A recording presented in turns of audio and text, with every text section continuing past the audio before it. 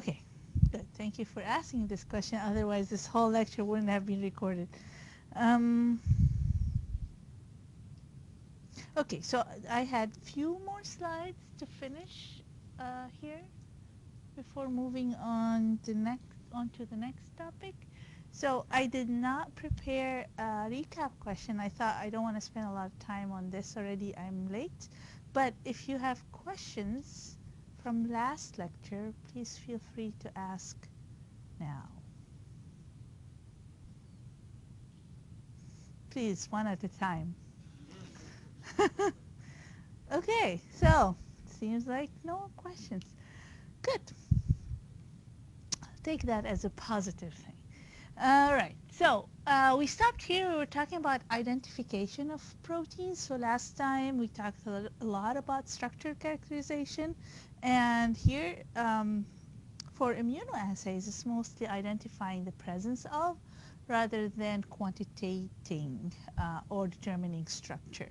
You can do quantification with ELISA, but you need proper standards to do that.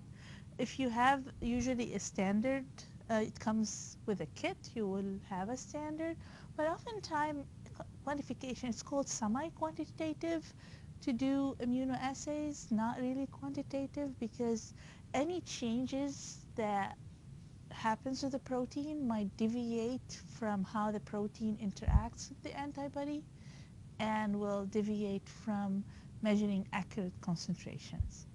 So oftentimes when you do ELISA, you compare relative, so you will always have a proper control to compare to determine presence or absence and how much of that relatively is present. So it is really a semi-quantitative method, ELISA is. Western blots are not quantitative unless you measure intensity of the dots that you see, but it's not very commonly done. ELISA, so the principle of ELISA is basically you have a hydrophobic surface. It would be your microplate that you would use to put in your solutions. And then the first layer in an ELISA, it could be either your antibody source or your target protein source.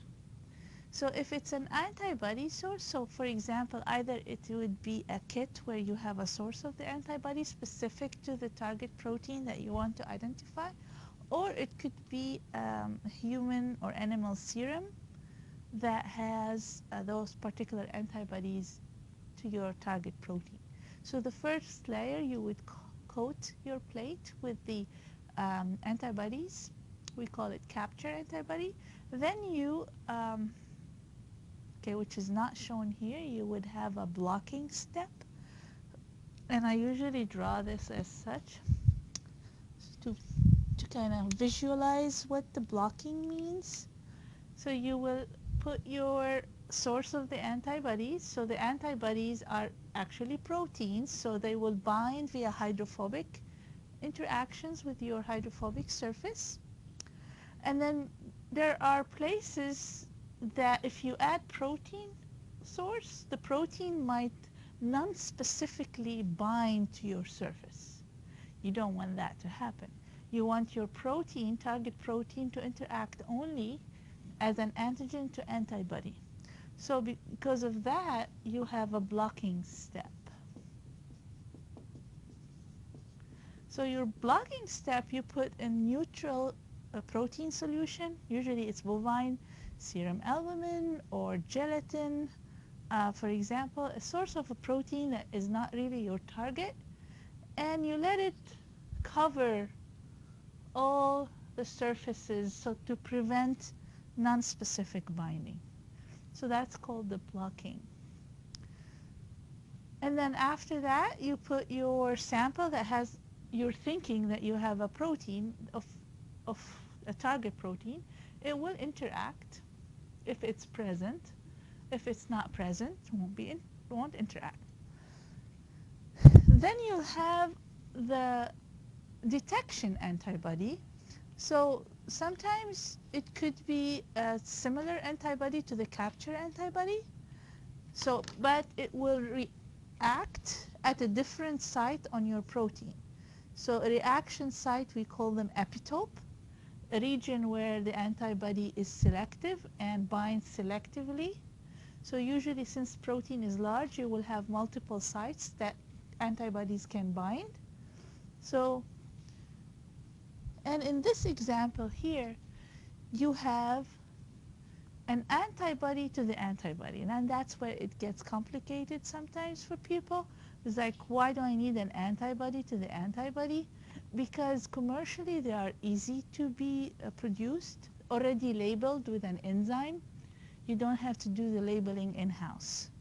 So if you have serum from a patient that is allergic to a certain protein and you want to determine the immunoreactivity with your sample, then it would be really an additional step for you to label the antibody in your serum. So it's better to get antibody to human antibody, and usually it's a goat source, for example, or a mouse source, or any other animal source, where they have injected the animal with human antibodies, and the animal produced an antibody to that. And then usually these you can find commercially, and they're already labeled with your enzyme. Horseradish peroxidase is this enzyme, but this is a very common enzyme that has very high activity. Once this binds, then you add a substrate. That's your last layer, substrate, and then the enzyme converts the substrate to a colored compound, and you measure absorbance. This form of ELISA is a sandwich ELISA, and since you have antibody to the antibody,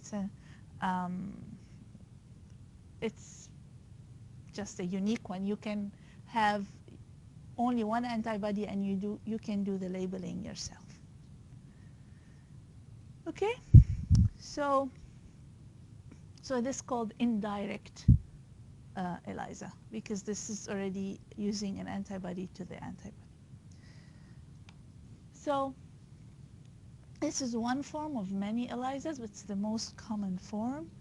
And basically, based on the absorbance, you can determine whether or not your target protein is present.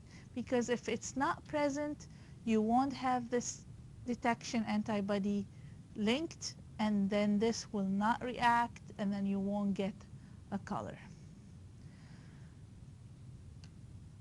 Okay. Western blot is basically a similar concept, but here you work with gels and membranes.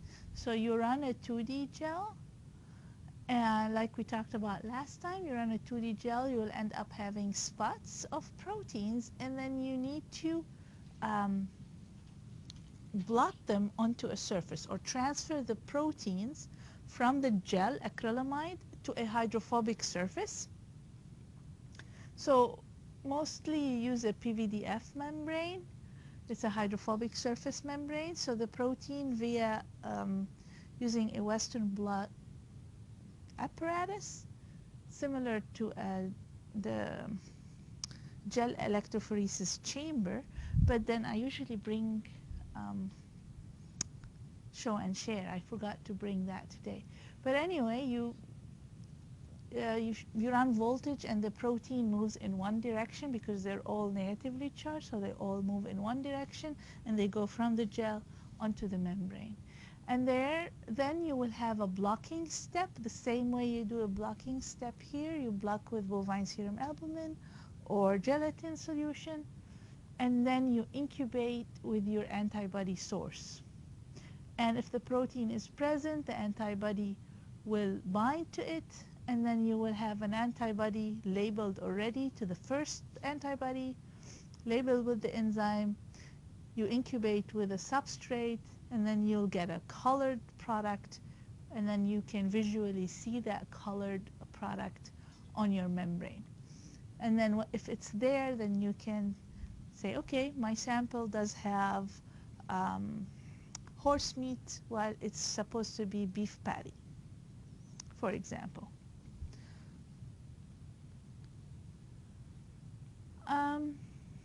This is an example application of Western blot.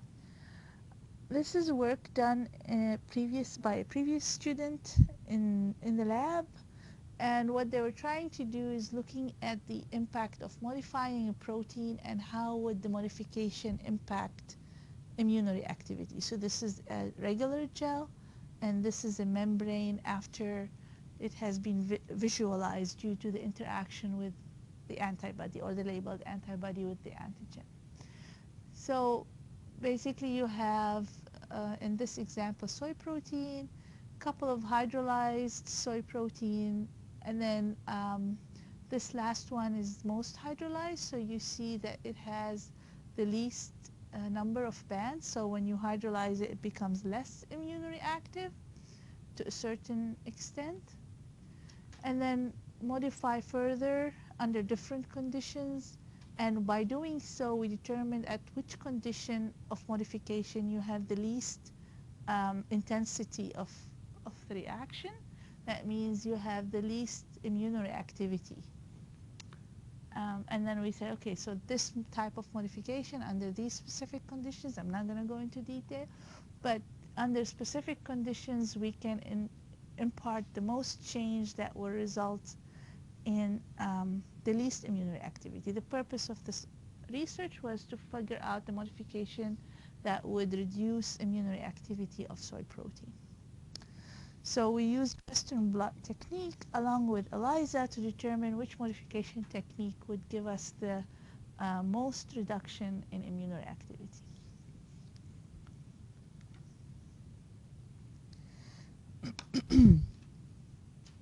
Lastly, this is an example where you combine several protein separation and characterization or identification techniques for one particular purpose. In this example is you are trying to isolate a potent peptide, meaning a peptide from a mixture of hydrolysates, where you hydrolyze the protein and then you realize that this protein upon hydrolysis has a particular bioactivity. In this case, let's say antioxidant activity. So, and you want to be able to identify which peptide in your mixture is the one that is most active. And if you're able to do that, you can separate it and use it as a nutraceutical, for example, or well, it's not really industry feasible to isolate one peptide and use it in food application, but if you are after identifying the main source of activity, you can do that by multiple approach or multi-step approach. So in this example, one thing that you want to take out of that is if you want to purify protein, you need at least 3-dimensional separation, at least. That means you want 3 different types of separation in order, at least if not 4, in order to get a pure compound. In this case, it's the peptide. So first step, I know it's a peptide, so I start with ultrafiltration. That means I separate based on size, get rid of all peptides and proteins that are large in size. So I can, let's say, use a cutoff membrane of, say, 10 kilodalton. So everything that retain on the membrane, I don't want. I want everything that passes through, and these would be my peptides, the small peptides. So the ultrafiltration step in this case is separation based on size. I get rid of the retentate, I take the permeate and subject it to liquid chromatography. So doing liquid chromatography, I can start, let's say, with ion exchange or size exclusion. So if I start with ion exchange, I will separate fractions as they come out of the column, and I take each fraction and I run my activity assay. And I go, okay, so it seems like fraction F has the highest activity. So I take fraction F and subject it to size exclusion chromatography, and then take each fraction and measure bioactivity, and I say, okay, so it seems like this fraction here, fraction 4, F4, has the highest activity. It's not pure yet, because multiple proteins can have the same charge, or peptides, the same charge and the same size, or similar size. So I take that fraction and I subject that to further chromatography, let's say reverse phase chromatography, and then run activity assay on each fraction, and then now I will take that fraction that is the highest, run it again, and it will be pure, and I can do sequencing and terminal sequencing or LC-MS, MALDI to determine molecular weight and also determine the sequence. So I can identify the peptide that is most potent. So it's a series of separation, determining bioactivity, and then identification by MS or N-terminal sequencing. Okay, so this is an example that combines different techniques together for one particular objective. One other thing that is not on the slide is actually quantification of the total protein in your isolated fraction. That could be something that you would want to know. What is the purity of the fraction I've collected in terms of protein? You can do that by doing, since it's a peptide, it's best to do a nitrogen-based analysis. You can do LICO with DUMAS, not necessarily a LICO instrument, but the DUMAS based on nitrogen combustion. Okay, so with that, I'll conclude protein analysis section. Do you have any questions? Okay.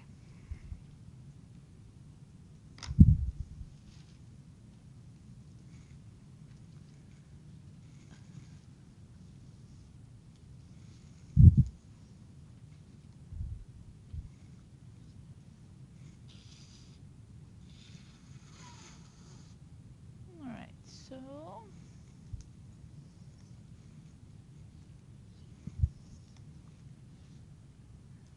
okay, so moving on to the next topic,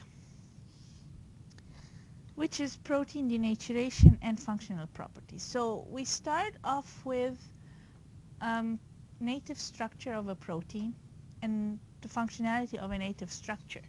But in reality, in real life, mostly all foods are processed, and processing will impact the change. Oftentimes the change is complete denaturation, partial denaturation, reversible, irreversible denaturation. Something's going to happen, or modification. So something's going to happen to the protein, and by that, structural change, that will impact functionality. So the main focus of this topic now is talk about how protein changes in structure or denatures, and later on how would that impact the functionality of the protein.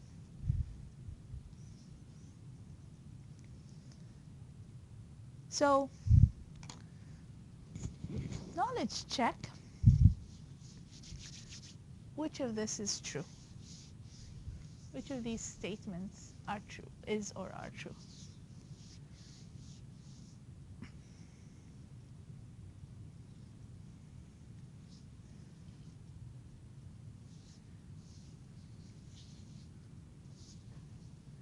Decrease in enthalpy results in substantial increase in entropy.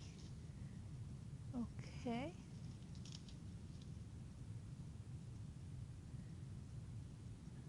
Anybody second that or object to that? You're going to go with A?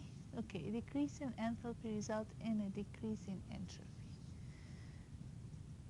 Anybody's going to go with A or C?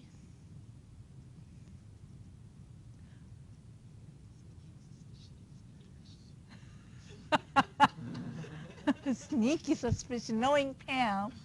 Based on the follow-up. Okay, so let's recall first what's enthalpy and what is entropy. So what is enthalpy?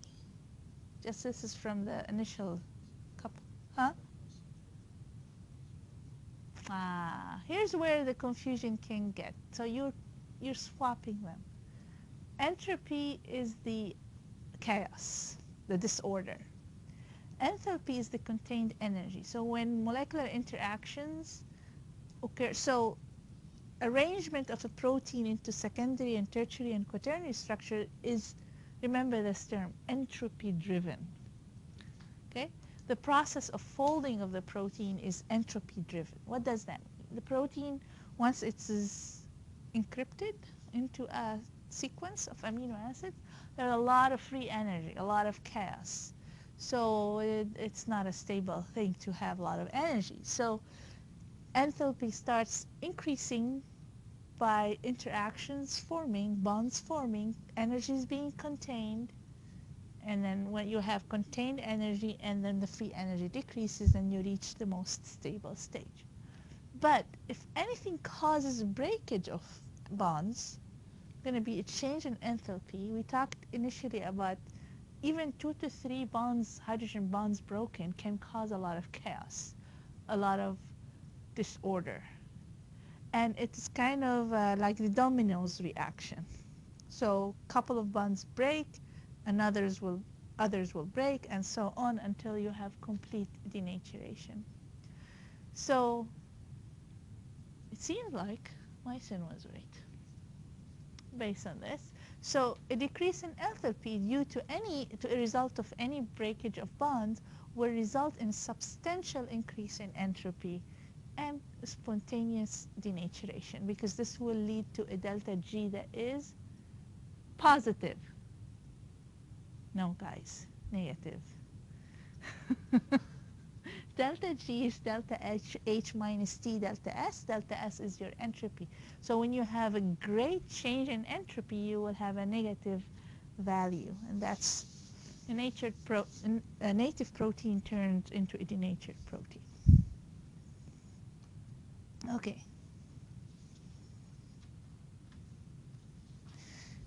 Now this. I'm not sure. I mean, you can guess. We will discuss later, but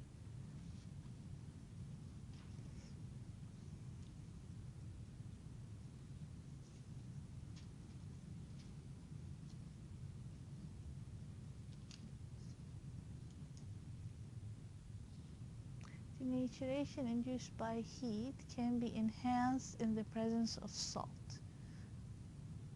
C. Any other answers? B.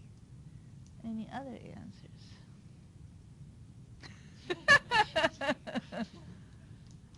I think Mycin is lucky today.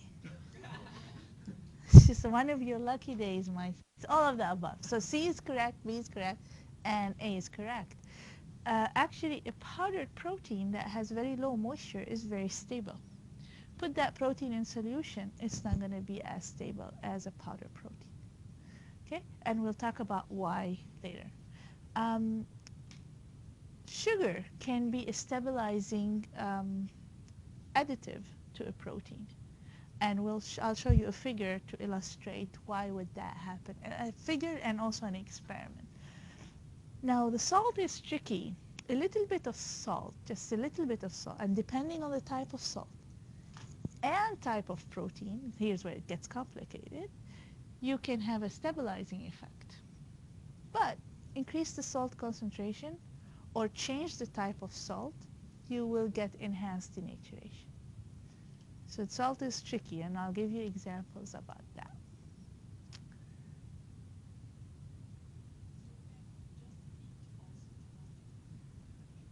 Yeah, so if it is dry, it will denature the protein at higher temperature. So the drier the protein it is, the higher is the denaturation temperature. And I'll show that figure to illustrate that correlation. Yeah. So here's a summary table that I will be referring to functionality based on these categorization of the functional properties. So you have a general property of the protein, and with that general property, it implies a specific functionality.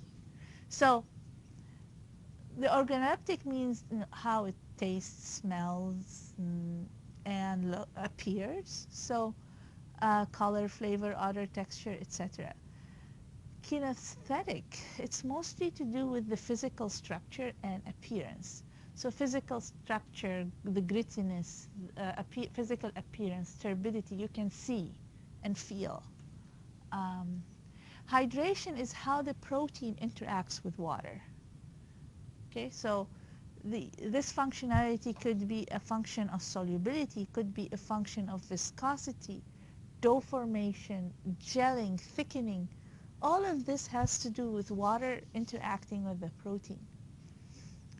Surface property or surface activity of the protein. This has to do with its ability to work with two different surfaces or two different environments, or the surface of the protein being able to interact with two different environments. So that would be in the case of emulsification, foaming, anything has to do with phases, different phases. Structural, textural, rheology, so you'll see some overlap between some of these functions and how they're categorized in terms of a property. Others could be enzymatic activity. How does it interact with additives like protein flavor interaction, for example. So yeah, so this is just use it as a summary table to relate a general property of a protein with a functionality. So,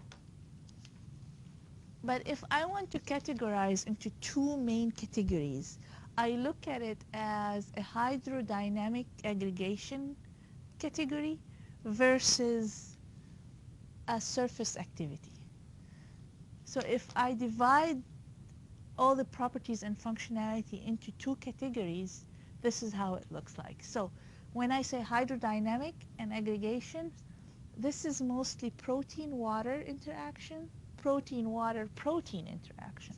So protein-water interaction has to do with solubility. And also protein-water-protein interaction has to do with water holding capacity. Viscosity, elasticity, gelation, all these four is protein-water-protein interactions. Water is involved. Okay? The term aggregation is because you have protein-protein interactions as well, mediated sometimes by water. Okay. So this is one category. The other category is when we look at surface activity of the protein that has to do with its hydrophobic characteristics or hydrophilic balance. So here are the main functionality associated with surface activity, emulsification and foam. Okay. Questions? All right.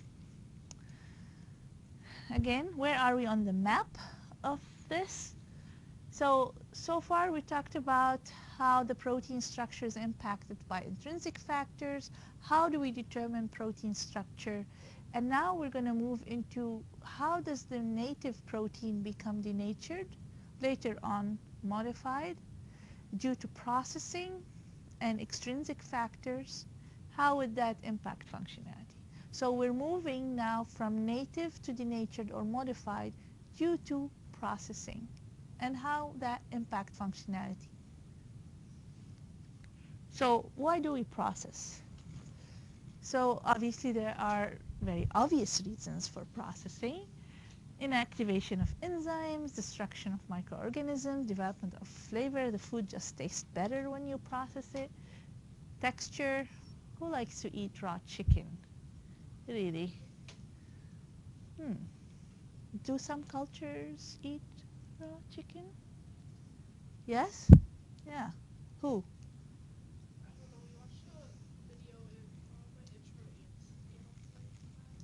Yeah.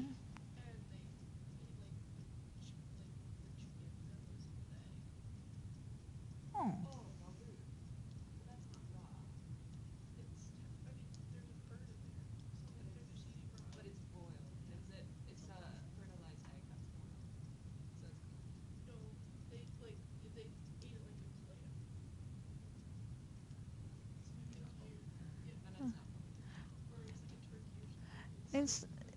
yeah, in some culture where I come from, they eat raw liver. Right, the animal is slaughtered, they take the liver, put salt and pepper, and eat it, huh? hmm I never ate it. It was gross to me, but in my culture they do eat it. So some people do, but usually you process so they have better flavor and better texture.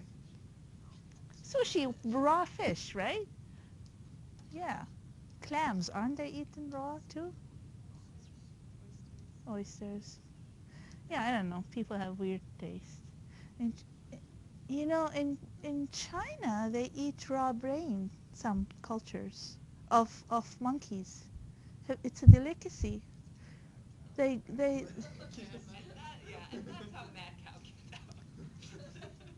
eating the brain of a monkey gets you to be a mad cow. Yeah. Anyway, we drifted a little bit. Um, okay, so we process to destruct some toxins and improve nutritional value, like starch. When you gelatinize starch, becomes digestible. Raw starch is not so much. So, so, mhm. Yeah, yeah, there are undesired changes. Okay, so can you list some desired changes in protein functionality? Increased shelf life. How is that? Yeah, but sure. Yeah, of course, processing increases shelf life from a microorganism perspective. But if we just want to look at protein functionality, what would be some desired changes? Structural. So thermally induced gelation, for example, this is desired. What else? Huh? What? Protein functionality. So think of a plant protein, and it's a globular in structure, meaning it's compact. What happens when it's opened up a little bit? Huh? More digestible. Okay. So I can digest the protein more if it's partially unfolded if we start with globular protein. Like whey protein is globular, soy protein is globular. So, but casein is open, meat is what do you call it? Fibrous. So we don't have problem with digesting those. Okay. What else?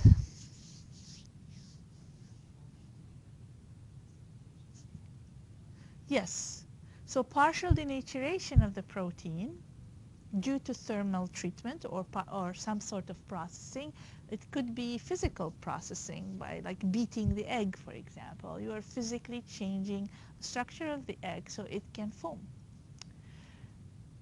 So inactivation of enzyme, can you give me an example of where, I think I mentioned it before, there's an enzyme that you really want to inactivate before consuming a certain food. Enzyme inhibitor? Actually, huh? Trypsin inhibitor. Yep. Um, from soy. Trypsin inhibitor is high in soy. Okay. Some, this is desired. What about some undesired changes? You have a protein beverage. You heat that to pasteurize. Aggregation, precipitation. What else? You denatured the proteins and now the protein aggregated. What happens to its digestibility? It goes down. So partial unfolding is good for digestion, so it's good for nutritional improvement. But excessive denaturation that leads to polymerization, making big polymer, and it's hard to digest. Okay, so let's see what I have here. Denaturation of trypsin, improved digestibility, partially denatured, better emulsification and foaming, heat-induced gelation, everything we talked about. Undesired insolubilization, loss of digestibility. There's this one that I forgot about. inhibition of desired enzyme. For cheese making, for example, pasteurizing the milk is done at a lower temperature usually, or heating the milk is done at lower temperature. And that is to preserve some naturally occurring enzymes in milk that will help in fermentation later on for the cheese. So you don't want to inhibit all possible enzymes that you really want for certain quality at the end. Maillard reaction, I put it here in the middle. Sometimes it's desired, sometimes it's not desired. It's desired in application. It involves, why do I have it here? It involves a protein, obviously, and it requires a reducing sugar. In what cases it is desired? Yeah, bakery product. Tea, right? Or coffee too, right? Huh? What is that? I don't know what these are.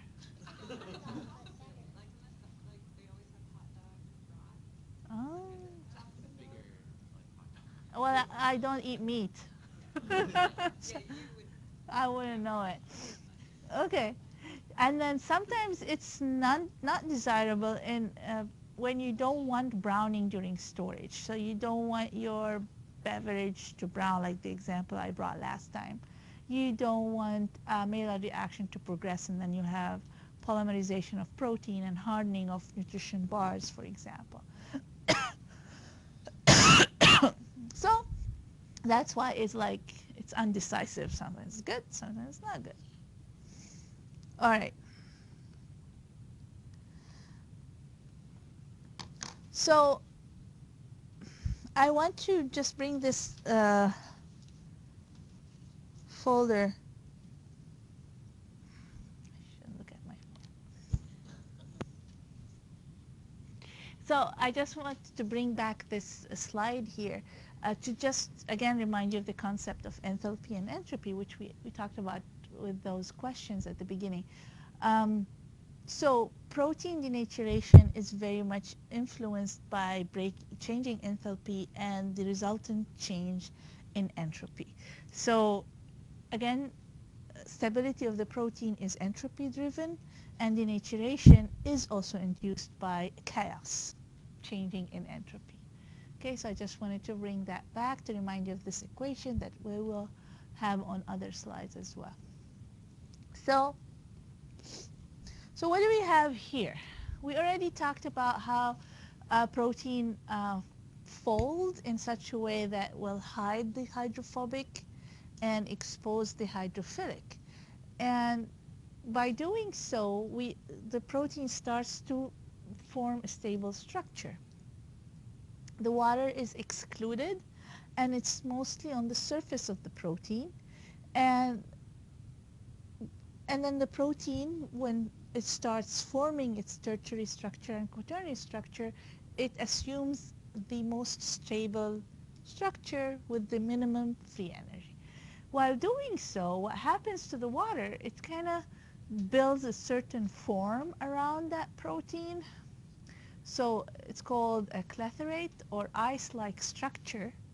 And that also adds to the stability of the protein and reduces entropy.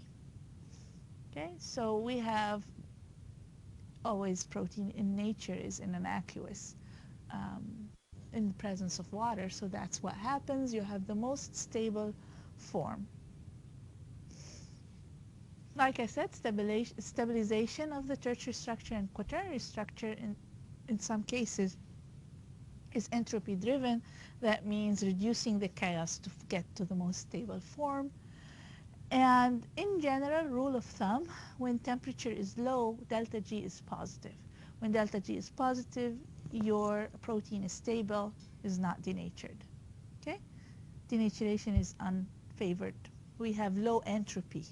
When delta G is positive, that means entropy is low. Okay? So that's, again, reminding you of the equation. This would be positive when this is low, when entropy is low. So only when we increase temperature, denaturation exposes the hydrophobic groups to water. So that's the only, that's when hydrophobic groups are exposed mostly to water. And then you start getting higher entropy, so this value becomes higher. Breaking some bonds results in, like I said, chaos, and this becomes, denaturation becomes spontaneous. So when you increase temperature, you have high thermal kinetics, obviously. That means there's movement, thermally induced movement, and that results in protein unfolding. So you want to remember that the hydrogen bonding electrostatic and van der Waals interactions are weakened by high temperature because they are exothermic. Okay? So when there is high temperature, these bonding will be weakened. On the contrary, hydrophobic interactions are endothermic. So with high temperature, they absorb actually high temperature, so they stabilize. They favor high temperature favors hydrophobic interactions to a point, though, to a certain degree. After a certain degree, what happens is the water structure collapses. That ice-like structure of water kind of breaks down, and when it breaks down, the protein now is no longer in a cage of ice-like structured water, so it facilitates easier unfolding. Okay, so mm,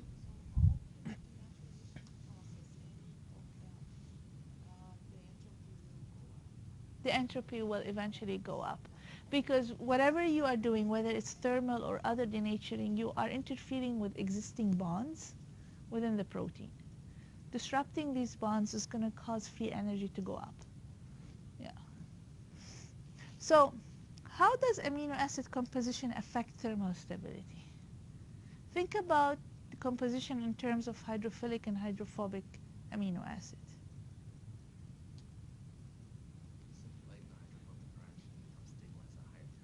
Yeah.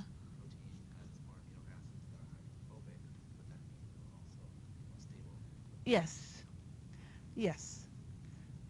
So here's just an illustration. Uh, Beta-lactoglobulin has a lot of hydrogen bonding going on, and less hydrophobic interaction stabilized structure. It's mostly a structure stabilized by um, secondary structure, really. There's a lot of secondary structure. So that's why it is not very thermally stable, because you have a lot of hydrogen bonding going on, and with that, these hydrogen bonding are weakened with high temperature. So you have few hydrogen bonding can be broken, you will have a lot of entropy, it would be very easily denatured. On the other hand, casein is a very complex structure. This is a quaternary structure stabilized by hydrophobic interactions. You have a lot of high hydrophobicity in the casein, and you have all these phosphate bridges.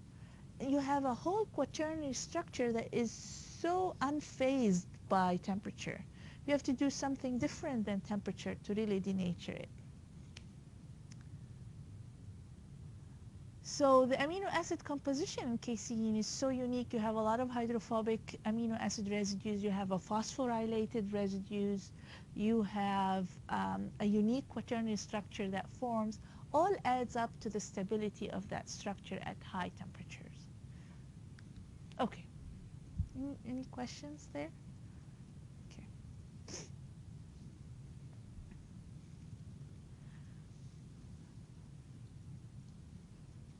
So here's the water effect on denaturation.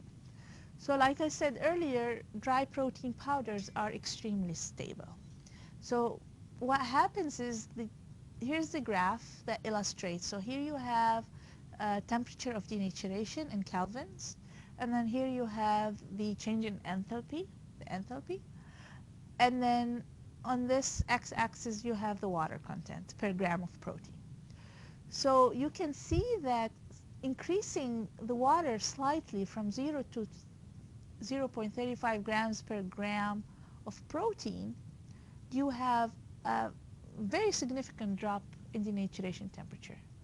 So the protein will denature at a much lower temperature by just adding, going gradually from 0 to 0.35 grams per gram of protein. And then you reach a plateau at the end. No matter how much you add water, it just kind of, you get to a temperature and that's it.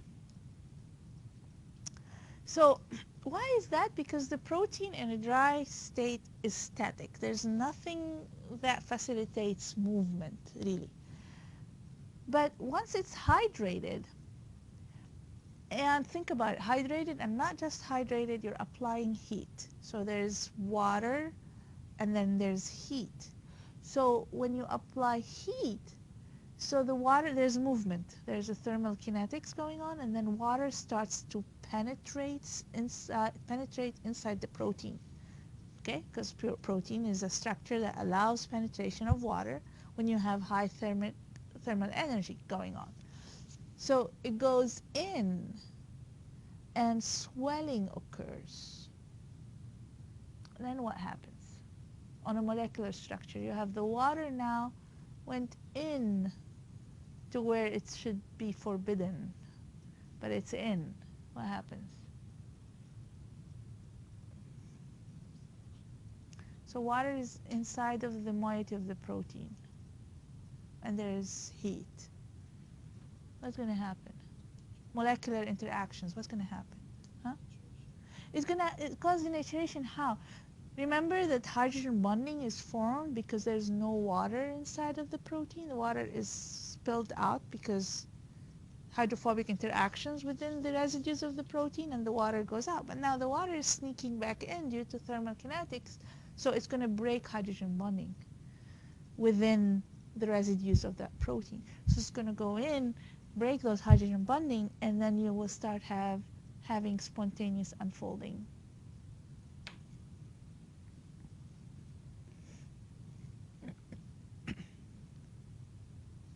Huh?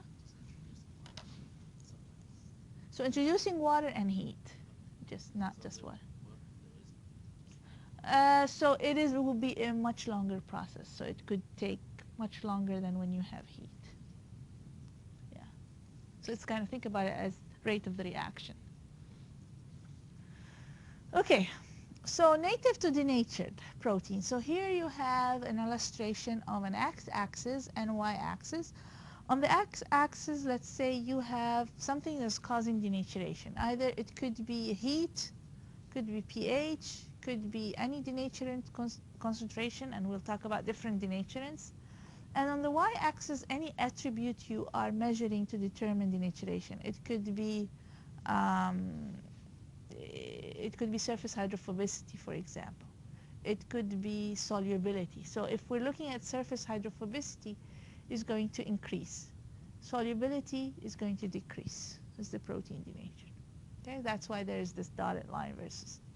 So what this is showing is that it is really a very steep reaction. Once it starts, it continues fast. Once you have a few bonds broken, like I said, domino effect, or more bonds will break and it will become a spontaneous denaturation.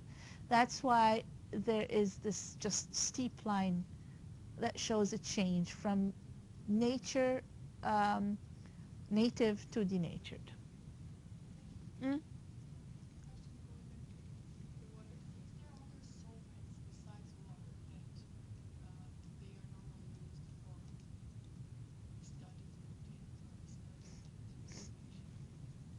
So there's the organic solvents, and we're going to talk about the effect of organic solvents on denaturation, that they have a different way of causing denaturation. Yeah. Okay. Yeah, I think I covered this slide. Okay. Okay, take 5 minutes.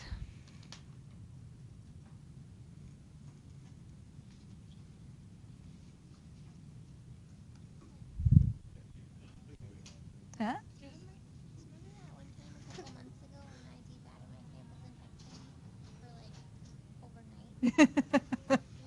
Gosh.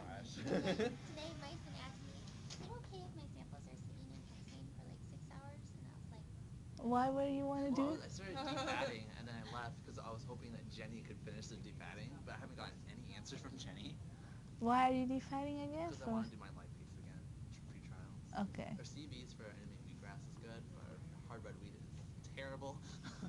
So I want to do it again just so we get that practice. Okay. So we need defatted flour. So I started it this morning. I got one extract, and it's like, oh, okay, I gotta go leave for class. Hopefully Jenny says she'll be down. I emailed her, nothing yet. So they're currently just sitting at my desk in hexane.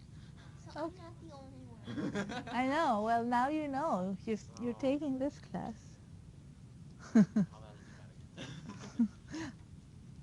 So I told, yeah, I don't know if I told you, Claire, but yeah, it's very efficient to leave it a long time in hexane to get those oils solubilized. Yeah. But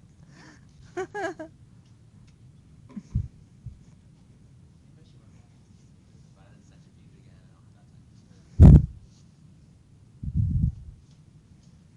oh my gosh. So this is why I get distracted when Noor sends me 15 messages. Of course I'm Wait, going she? to. Five, one, Is she five. alive? Yes, she, I think, because she, last message was home. So that means she made it home. Different ones at the end.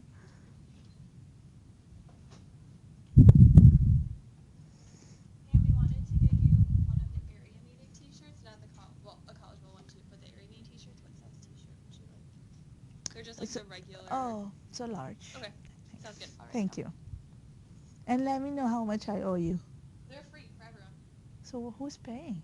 We have all the sponsor money. Well, these are the ones that we're giving like all the attendees. We have to still order our College Bowl ones. Okay. Brienne was trying to find places that were less expensive. Since we're only ordering like a dozen, it's more expensive. So. Okay.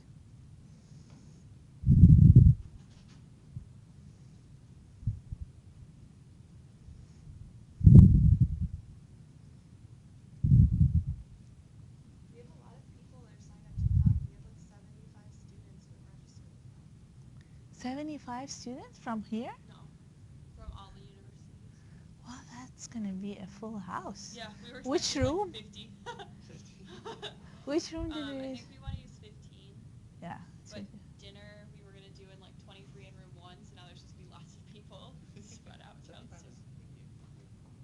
Can we put the food like we do when we did the graduation of undergrads reception between the 23, like put tables? That's what we're gonna do. Yeah. Mm-hmm. I once had to. I was one of the chairs for my. This is sorority here. That's Yeah. what Calvin and Sigma. The Kappa side had 300 people come. Whoa. Like, the same like district air map that Yeah. the IMT is in. So that Yeah. was for band kind of based situation. But oh my god, it was so fun. It was so great. Huh. We had our banquet and everything at the Commons Hotel. Spain.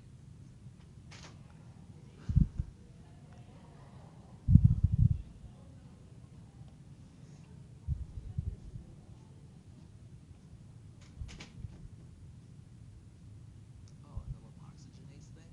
So the whole storage thing that Amy was doing was because her steam treatment was like many folds longer than ours. Yeah. Proposing. So she thought that because she's steaming for like 30 to an hour, that it was a case of maybe peroxides are being formed from the heat. Yeah. But she doesn't believe that for our samples, because we're only steaming for like a minute or so. Oh, it so might you not can be- run, yeah, you can run lipoxygenase and see if the data makes sense. Yeah, because in this case, she's saying that maybe we don't need to do that storage thing Yeah, she did. yeah, makes sense. Try it first and let's see the data and then we can judge. That's a good point. Amy, see, that's why she should have done a PhD. Yeah. I'm not her. I know, but you know, there are, I know, but you know, there are certain things about a person's like, you should She really knows all this continue already. on. That's why I keep asking her questions. Like, I'm just trying to make sure I'm doing this right. But yeah. And she should be giving me her contact for hard red wheat.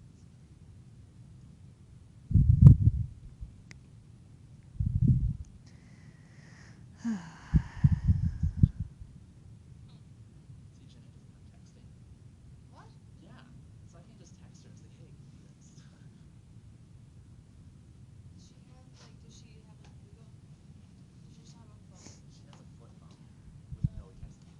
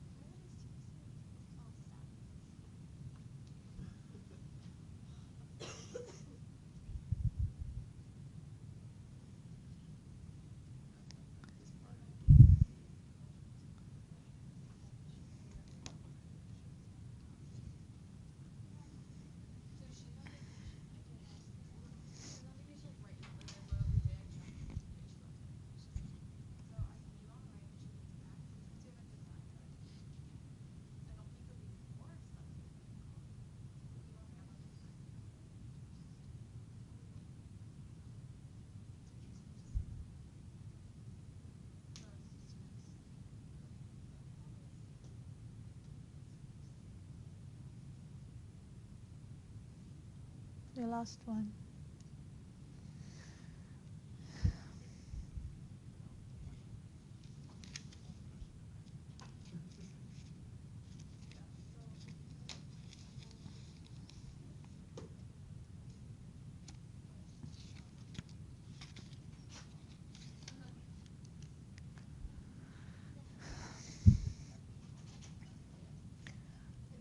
Okay.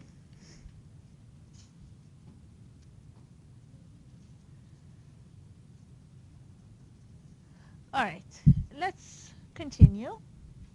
So when we hear the term denaturation, one would think it's just simply, if you want to think about it in simple terms, it's just a protein unfolding and going from an ordered structure to a random structure.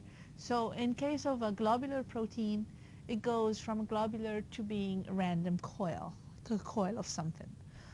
Um, but anything that causes a loss of quaternary structure, we usually call it dissociation of a quaternary structure, and dissociation is a low form of denaturation, or the initial form of denaturation, where you have multiple proteins that are associated in a quaternary structure, and something that you do to the environment causes them to split apart.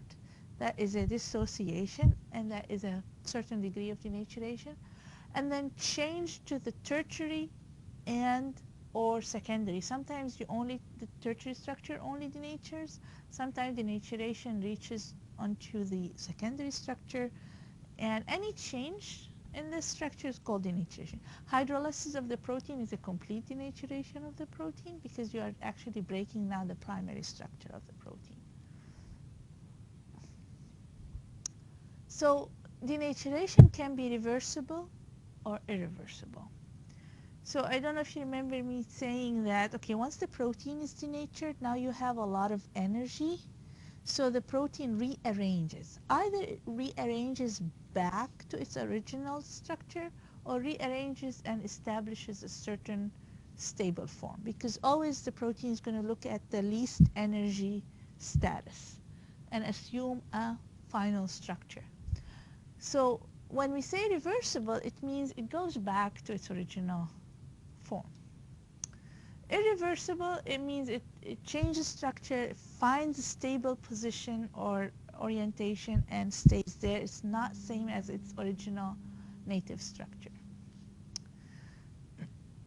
So if you apply a short-term action to your protein, so think about protein as this elastic band here. If I hold it for a few seconds and then release, it's going to go back to its original length. If I hold for 6 hours or over that, tomorrow and I release, it's going to go back. Apply an extended period of time. Okay, so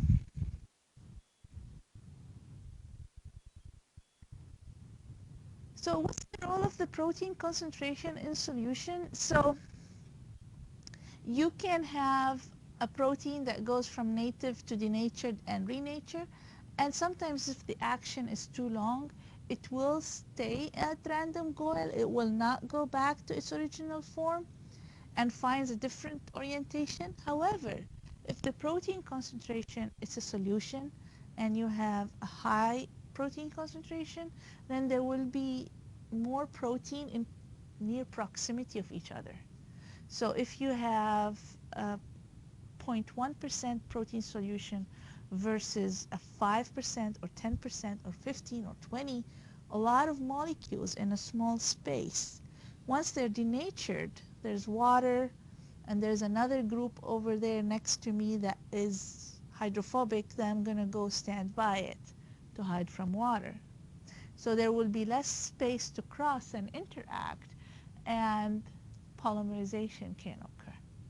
So the protein concentration impacts the degree of polymerization, basically. And polymerization could be first attracted via hydrophobic, so less repulsion, so proteins come together And if there is a sulfider group in one and another has another sulfider group, then you get bridges forming. If bridges are formed, this is a more hard to break kind of polymer. So it is much more irreversible um, polymer that you cannot break easily, basically. So what I meant here is intermolecular interactions will occur instead of intramolecular interactions.